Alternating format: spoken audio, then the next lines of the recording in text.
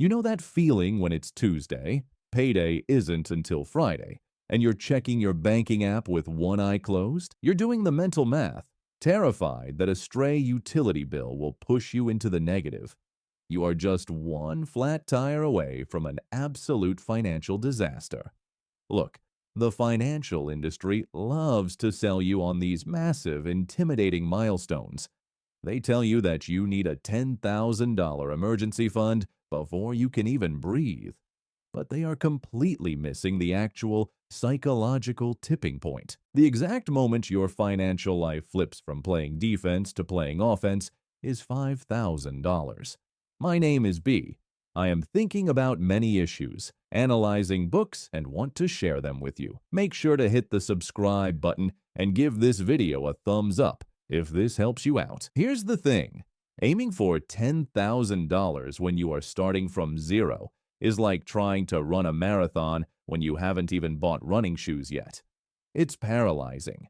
Because the goal is so far away, any small setback makes you want to throw your hands up and quit. But $5,000, that's mathematically and psychologically different. According to the Federal Reserve, around 37% of American adults cannot comfortably cover a $400 emergency expense. The brutal math of being broke.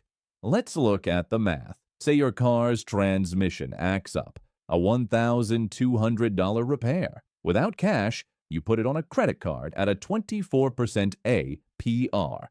If you only make a $50 minimum payment, it takes over 3 years to pay off, costing you an extra $500 just in interest. Your $1,200 emergency magically morphed into a $1,700 anchor, but with a $5,000 buffer? You pay the mechanic in cash, zero interest. The emergency remains a minor inconvenience, not a life-altering crisis. Now, you might be thinking, okay, B, but why exactly $5,000? When you are operating near zero, you suffer from a scarcity mindset. You are so focused on surviving until Friday that you cannot make rational long-term decisions. It's like driving with the gas light flashing red. When you have $5,000 in the bank, the gas light turns off. This is where it gets really interesting. That $5,000 gives you the power of the word no. Your boss asks you to work an unpaid weekend. You can push back. You aren't terrified of missing one paycheck. You aren't just saving money.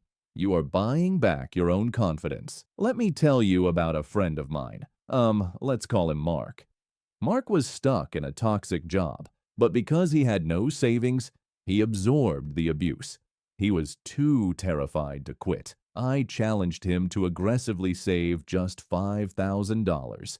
He cut out everything and lived on rice and beans for 4 months. The day he crossed that $5,000 mark, his entire posture changed.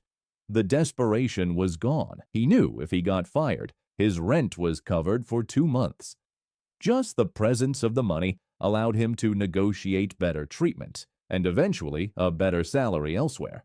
How to get there? You cannot casually walk toward your first $5,000. You have to sprint. Here are 3 steps you need to apply immediately. The slash and burn month. For the next 30 days, your spending goes to zero outside of rent, basic utilities, and absolute staple groceries.